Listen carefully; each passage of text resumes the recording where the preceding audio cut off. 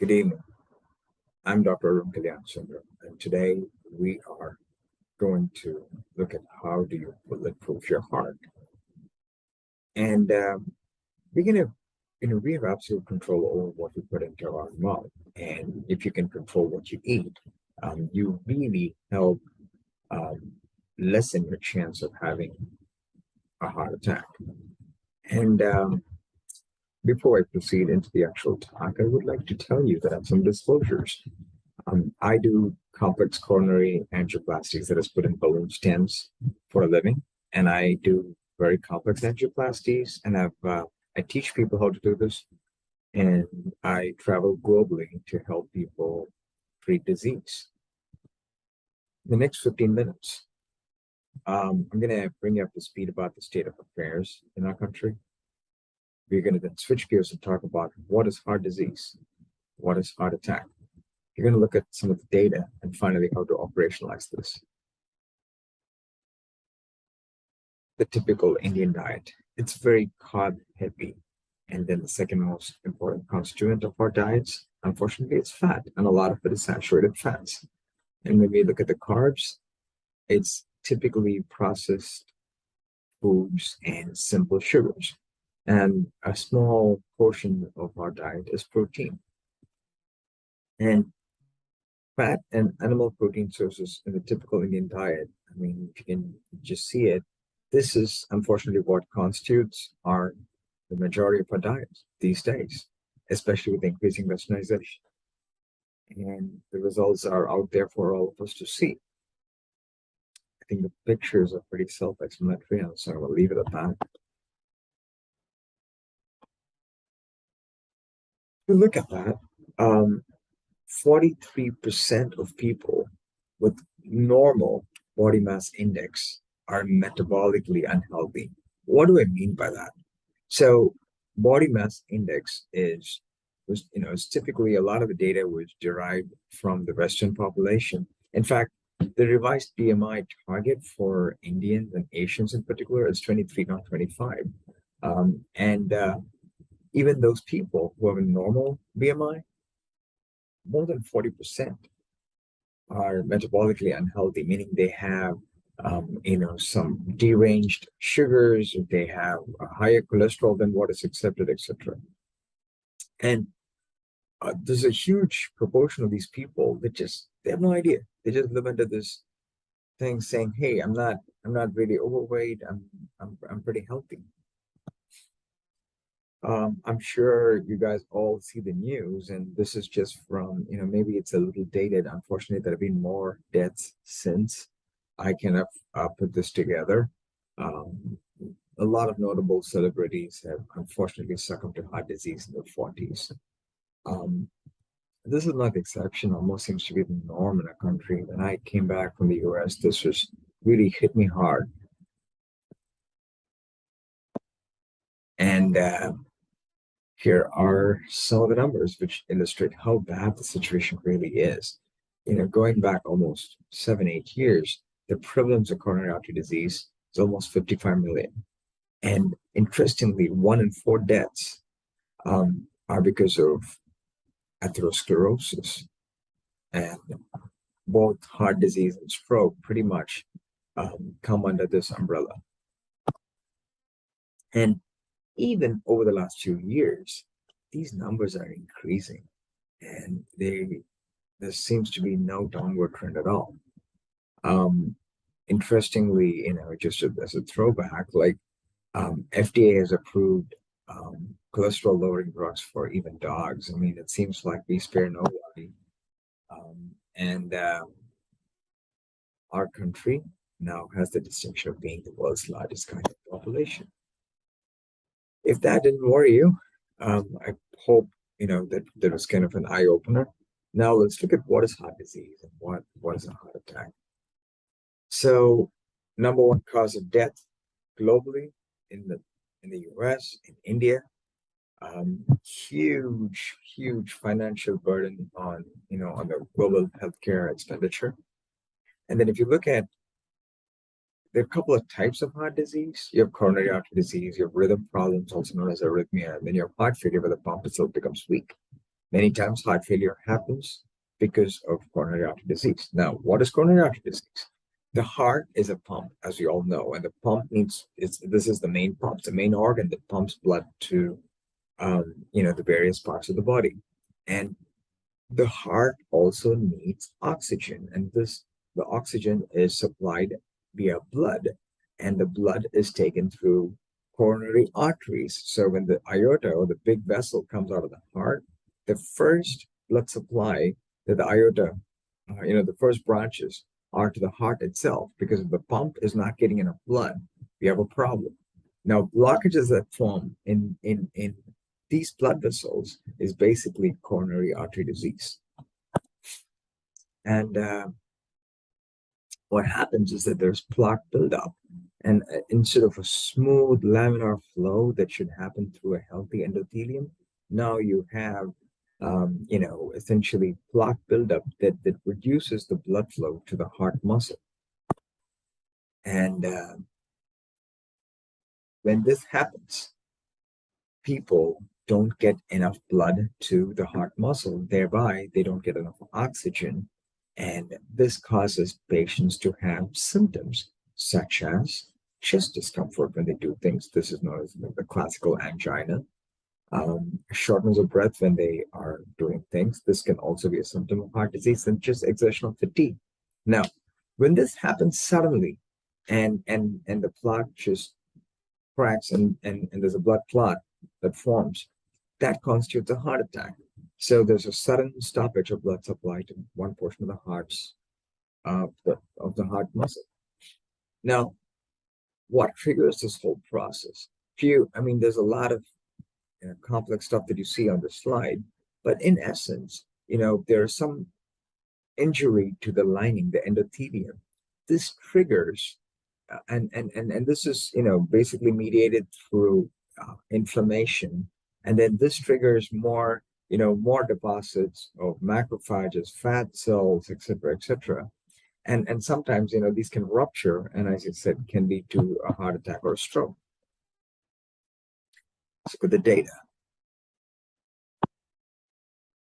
If you eliminate animal products from your diet, all right, and why do we say we should eliminate them? Because animal products contain fat, saturated fat, and cholesterol is something that's found exclusively in high concentration in animal products.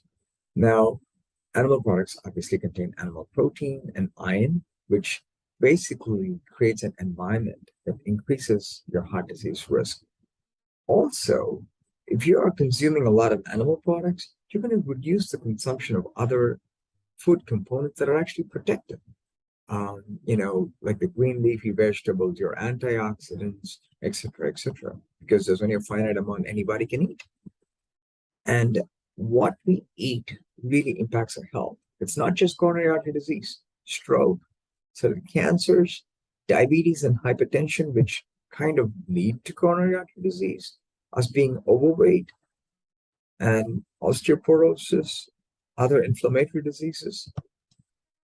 And if you look at studies that have compared plant-based versus animal-based nutritional programs, those that take a plant-based diet tend to have lower risk of heart disease, lower death rates, lower hypertension, lower diabetes, fewer GI problems, less incidence of some cancers, less osteoporosis, less cholesterol issues. And if we fundamentally go down to the basics, what's wrong with our diet? What's wrong with the Indian diet? Now, there's a lot of sugar, a lot of simple carbs. We tend to fry stuff, even amongst the vegetarians. We tend to deep fry stuff and take out all the nutrients and make the food really unhealthy. It's a lot of refined carbs, and to add to that, now we are increasingly westernizing our diet and incorporating more animal products into our diet.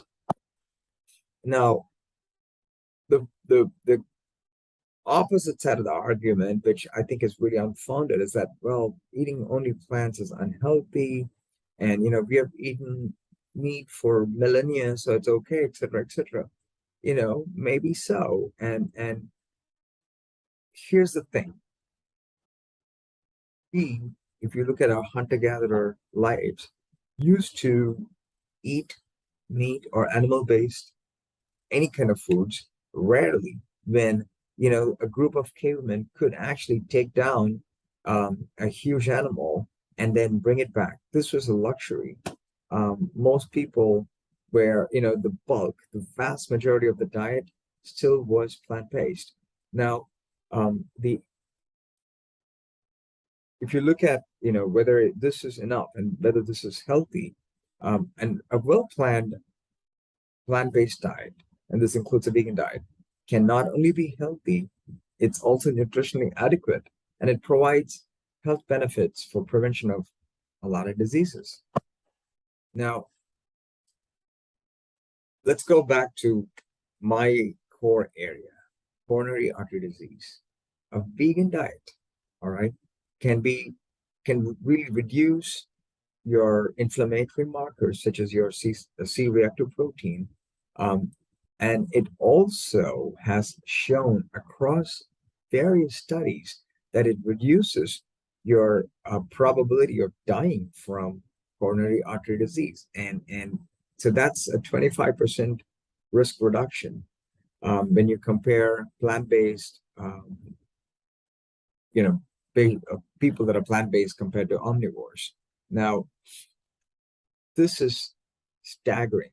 25% risk reduction is huge. Now, we need to get away from a lot of what I just said. So the added oils, the dairy, meat, fish, fowl, the sugary foods, the highly processed, diets that we take.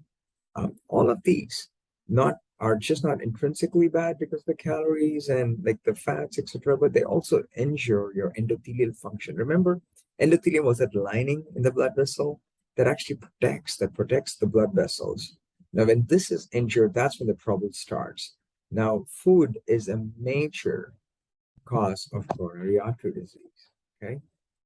Now there are tons and tons of data, and I could go and show you Dr. Esselstyn's or Dean Ornish's JAMA paper, etc. So those that are interested, either get in touch with me or just do your own research. But there's a ton of data out there. Now, this I wanted to particularly have you guys pay attention to was because this is staggering, right? The left, the vessel, the blood vessel, the white is the blood, is the angiogram, which shows the blood vessel. And here it looks like something is just chewed it out and it becomes really narrow and then becomes broad again. Now, just with, and this is a patient of Dr. Esselstyn's, like he was able to show almost complete reversal. Now, am I going to say that everyone is going to just reverse their heart disease by getting on a plant-based diet? Probably not.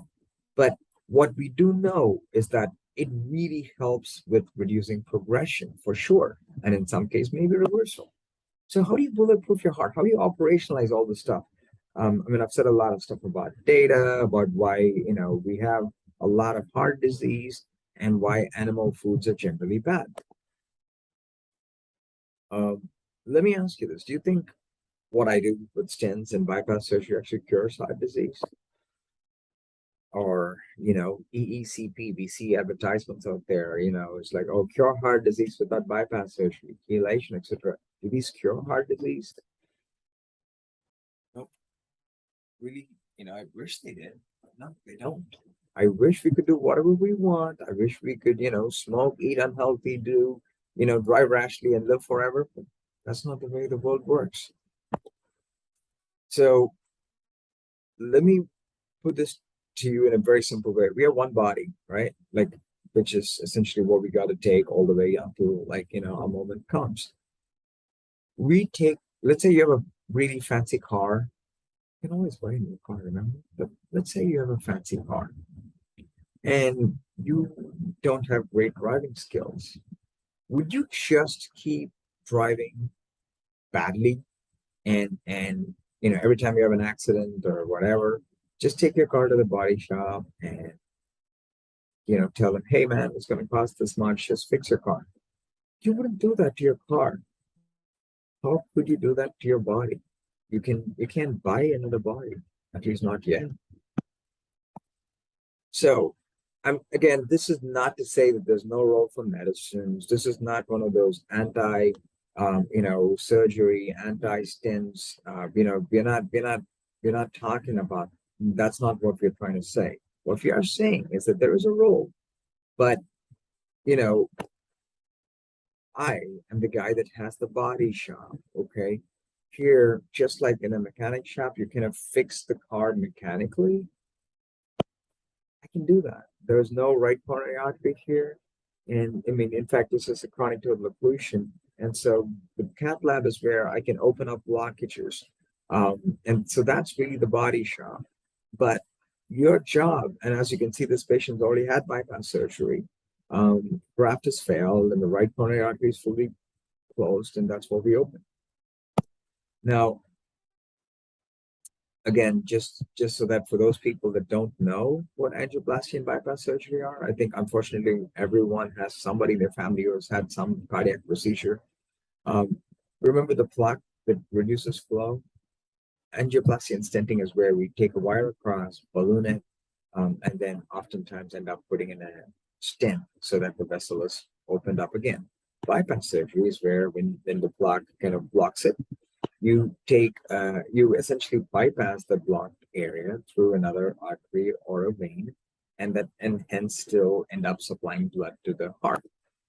Okay, so if you really want to take control of your health, you should do everything in your capacity to avoid getting to the body shop, to avoid that accident that can break your car, that can damage your car, right? So you being responsible really is your healthy lifestyle. When we drive, right? Remember way back when you got your license, your parents told you, or your teacher, like I said, you can't be distracted when you're driving. You got to stick to the speed limit. You can't, drink and drive. You got to buckle up. Um, you know, all these rules, you need to have such things for your body, right? So how do you keep how do you keep control? Make sure you have your blood pressure is under good control. If you are a pre-diabetic or a diabetic, work on your lifestyle even more aggressively so that you can reverse this. In fact, Western medicine and evidence-based medicine basically tells you when you have diabetes, hypertension, high cholesterol, etc., the first 3 months you got to try intense lifestyle therapy. You really have to work on it before you start prescribing medicines. And I think we need to we as in human beings, we need to know that we have more control of our own health. So if you can control what you eat and do it pretty diligently, your need for more, like for the top of the pyramid, like medicine, stents, bypass surgery, etc., will go down. Not to say that there's no role, but you can't not do the basics and then just focus on medication, stents, and surgery. That's really like saying, hey, I'm just going to drive bad and go keep going to the body shop. Don't do that. And cholesterol, again, I've just put it out there. And again, if you're a man, your waist circumference should be less than 90. For women, should be less than 85. Even with an ideal BMI, if you have, and unfortunately, South Asians tend to have more visceral fat around the organs. These are bad. These are being correlated with bad outcomes. And by bad, I mean increased risk of heart disease, etc.